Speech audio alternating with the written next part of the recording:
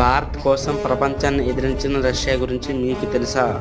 Pakistan India మీద ఎలా attack చేసిందో 1971లో కూడా ఆపరేషన్ చింజాంగ్ ఖాన్ పేరుతో సడన్గా ఇండియా మీద ఎయిర్ స్ట్రైక్ వేసింది. అది ఇండియా పాకిస్తాన్ మధ్య యుద్ధానికి దారితీసింది. దీంతో ఇండియా కూడా పాకిస్తాన్ మీద అటాక్ చేసింది. అయితే ఒంటరిగా యుద్ధంలో గెలవలేమని తెలుసుకున్న పాకిస్తాన్ సూపర్ పవర్స్గా ఉన్న అమెరికా సపోర్ట్ తీసుకుంది.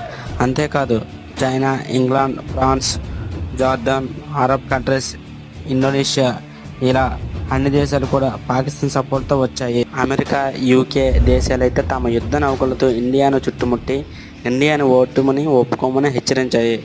అలా దాదాపు లోనే సగం దేశాలు ఇండియాకు వచ్చి వ్యతిరేకంగా ఉన్నప్పటికీ యూకే ఒకే ఒక్క దేశం ఇండియా వైపు నిలబడింది. అదే రష్యా.